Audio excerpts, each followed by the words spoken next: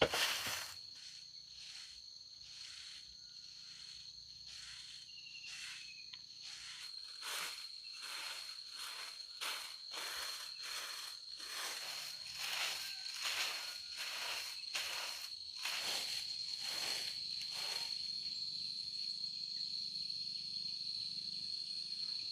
ơi, đi ra trồng rau với mẹ đi.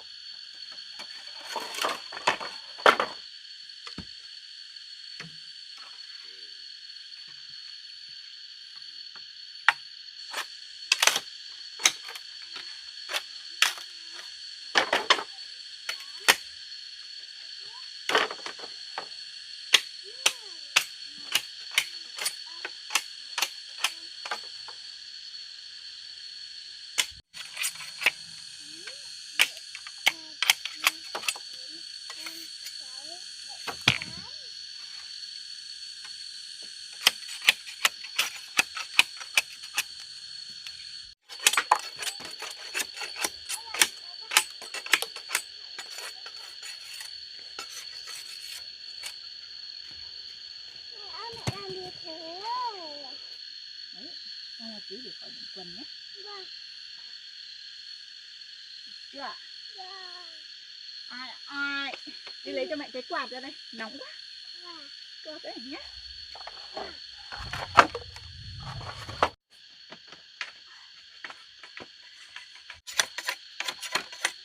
Mát quá, mát quá con gái ạ.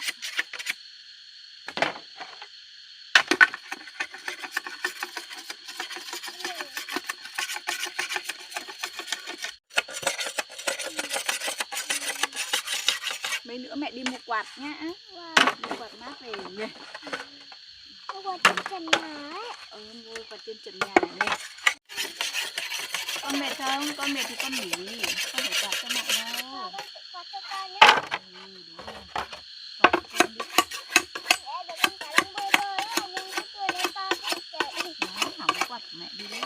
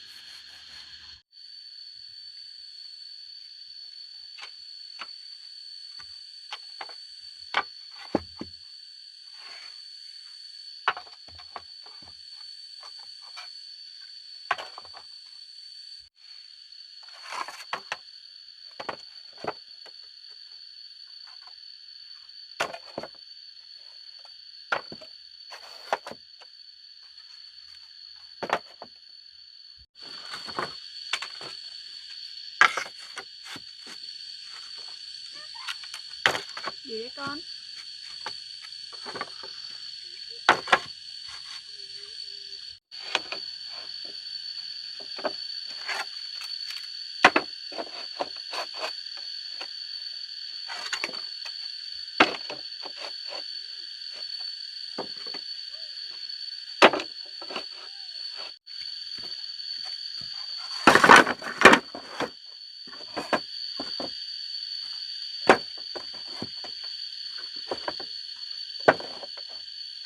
Đâu?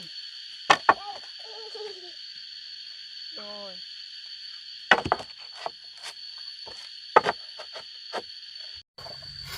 Con xếp với mẹ không? Có. Bên đây mẹ bảo này. Đấy, đúng rồi. Xếp được không? Cho nó bằng cái này đi. Đấy, thế là mình có cầu không bẩn chân rồi. Mẹ thì đóng đinh đi. Tí mẹ để đóng đinh cộc nhé, là chân con ra đây.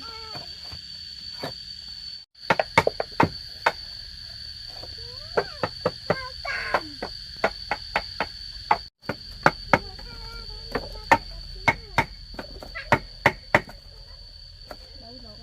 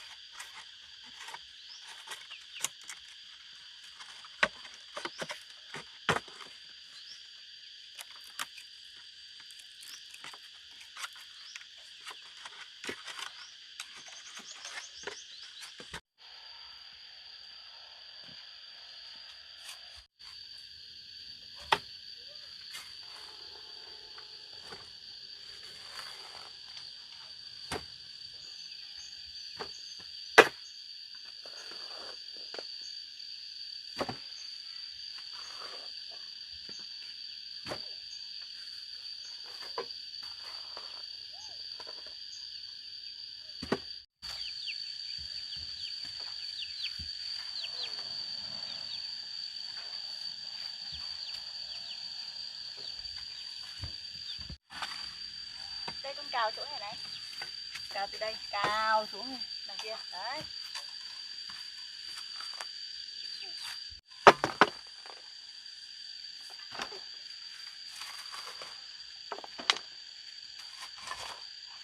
Đâu được chưa?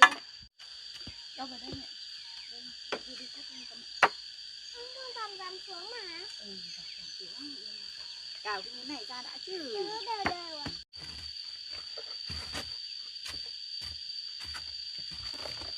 Để mình ngồi xem mẹ làm nhé. Được.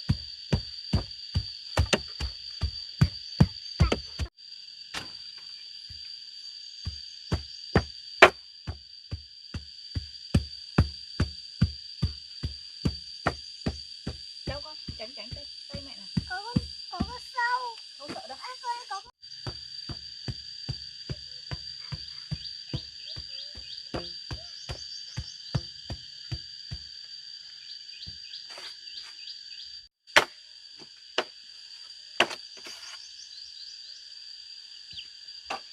Con đây về đây cắt cho hộ mẹ đi.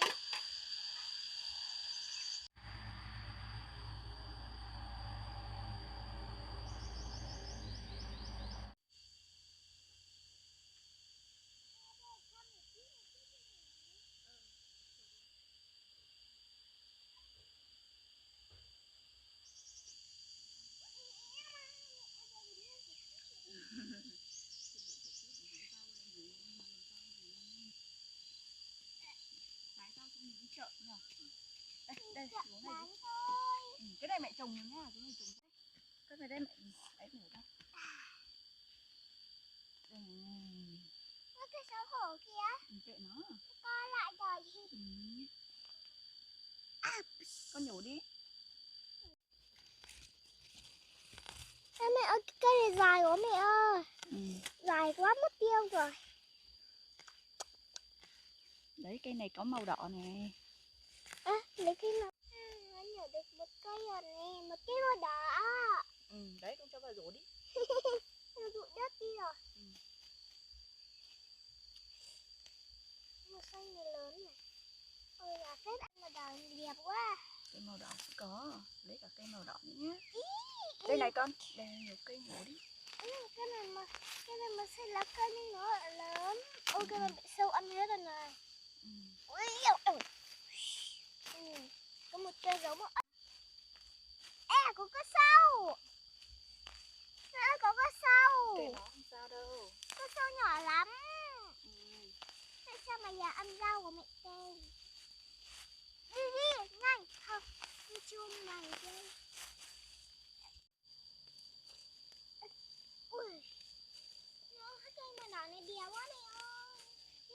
đất đi đã.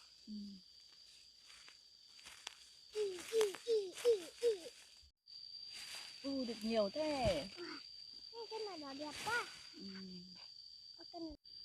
Wow, cái này thêm một sống một cái này. Lấy nhiều vào xong cho vào rổ đi. Con cho vào rổ đi. Cái này là lớn. Cái này có được hái không? Được.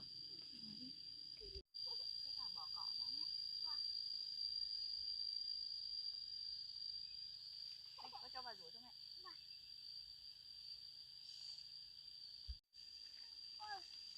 Được chưa con? Cái cỏ này. Cỏ cái nào? Cái nữa. Cỏ cũng giống rau mà. Nó hái nhầm rau. Được rồi nhỉ. Được rồi đấy. Này, con ra đằng này để cắt rau đây. Đúng rồi, đi coi. Cái sao đăng là gì? Đánh lại để buộc lại không?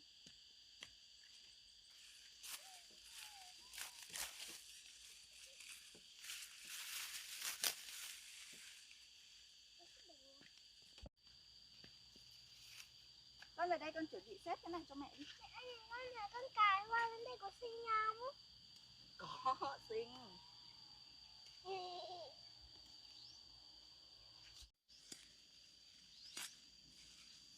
Con chuẩn bị xếp cho mẹ để mẹ bó vào nhá. Hay là con cài cho mẹ á? Thôi không cài nữa đâu, mẹ lớn rồi. Cũng cài được mà. Ve này. Cho ve tí được đấy. Này con cầm cái này cho mẹ để tí mẹ bó. Cầm nhá. Cầm. Đấy đúng rồi. Con ve là hút máu của con này. Con đấy nó chỉ kêu thôi. Em đã từng cắn chưa? Mẹ ơi. Nào con này nó hút máu của con nhá. Nó không hút đâu. Nó chỉ kêu thôi. Đâu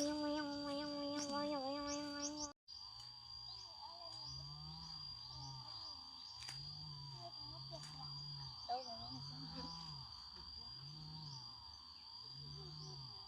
Đâu lấy cái dây này cho mẹ. Và chết rồi. Dạ. Con bóc cái nước này nó ra rồi. Cái đấy nó lột xác rồi. Ngoài này nó không có. Ê! Đây. Tao sẽ báo.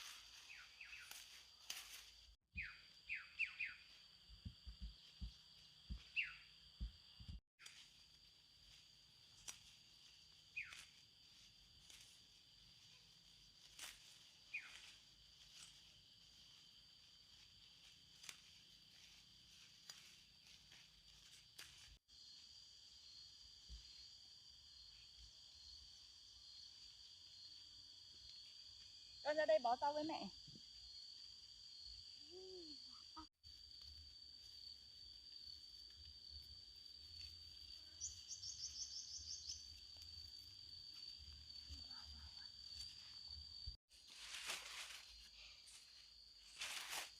Qua mẹ ăn nhiều rau. Chị ơi.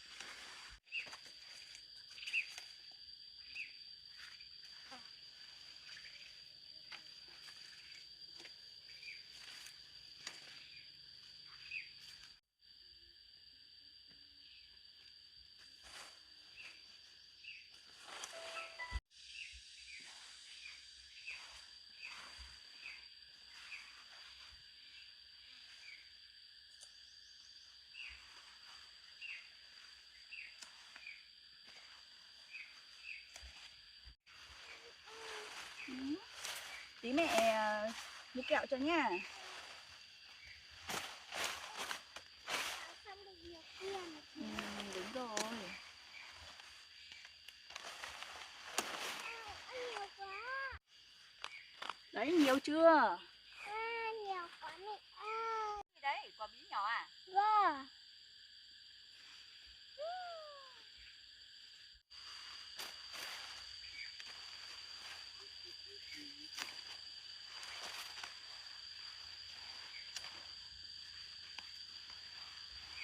Anh nó lắc mùi này. Ơi. Mẹ ơi, quả bí bé đó quả biết trượt quá. Đây kệ nó nhé. Thế không được giống quả biết trượt thế.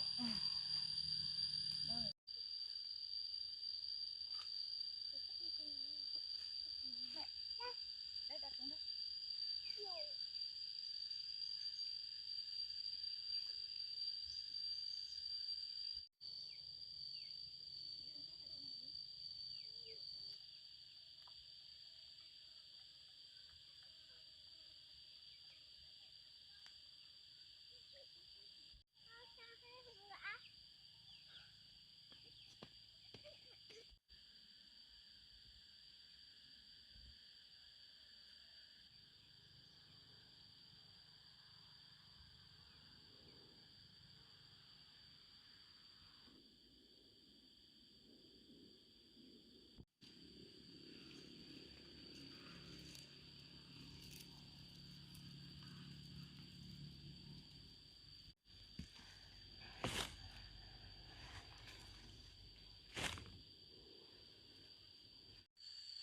Thôi để mẹ xếp nha.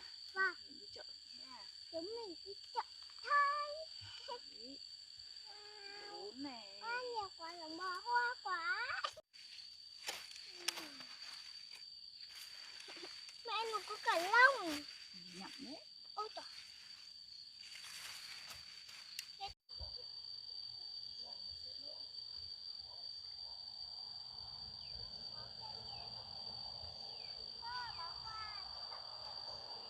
Chưa?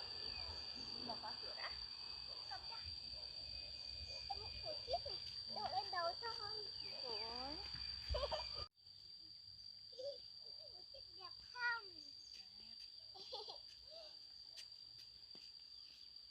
Khóa cửa đã nhé. Dạ.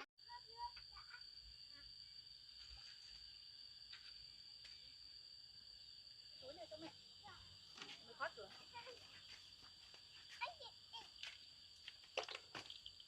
Ôi, nhìn thấy chip xinh chưa nè. Có. Xinh à? Đi thôi. Chúng này biết à? Đấy, con đi trước đi. Để mẹ cùi rau. Nặng lắm đấy. Cái này nó không đeo chiếc rửa tôi đến đây. Đi thôi. Nặng không? Có. Các bạn này không? Ừ. Không. Có. Không. Đâu gì đấy. Được rồi, con biết rồi. Ừ.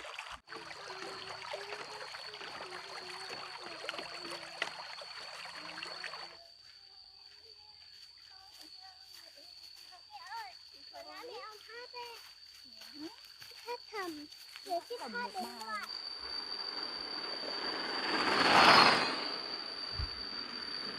Ở đây nhỉ?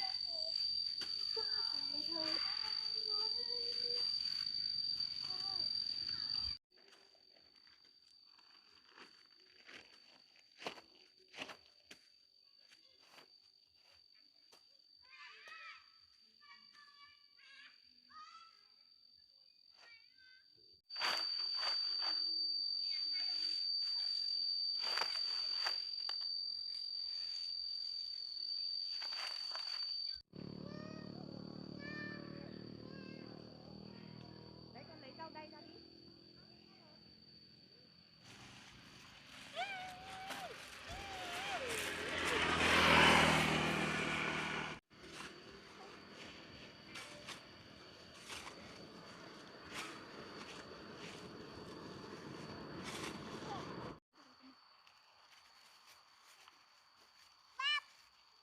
Trời sắp mưa rồi.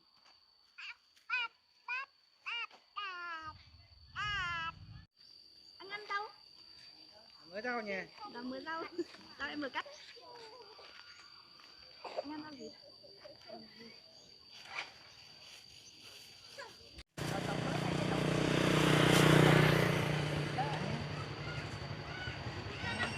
Cho túi. Không là túi. Đây. Đây. Được.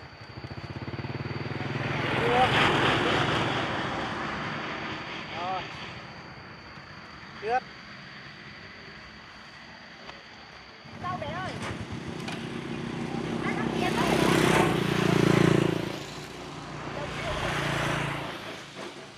Ăn rau gì được nhỉ? Rau gì?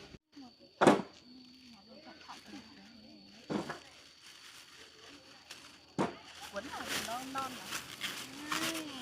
Ăn rau này nữa không? Đó Cái này này đi.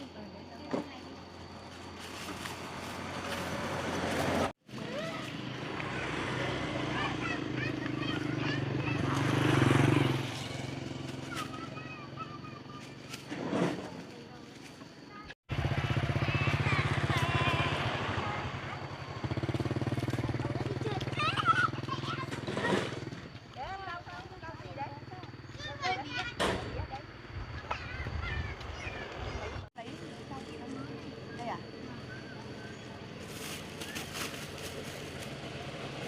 Đây à?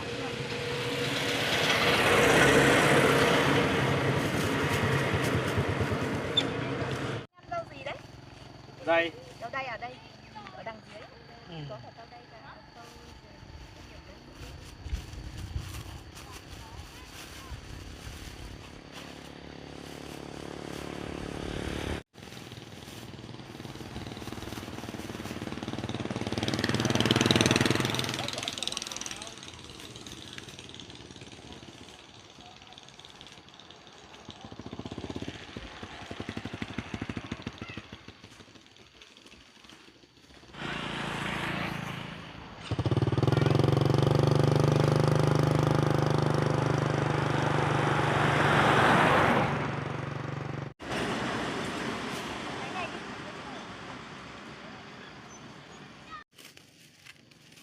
Cuốn vào được mà.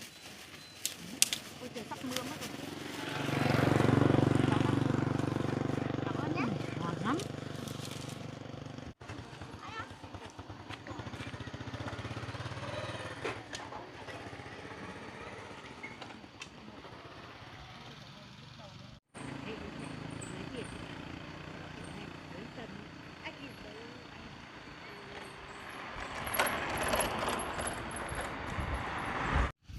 Hôm nay làm gì được mẹ? Ở nhà đang quạt. Hôm nào dạy con đang.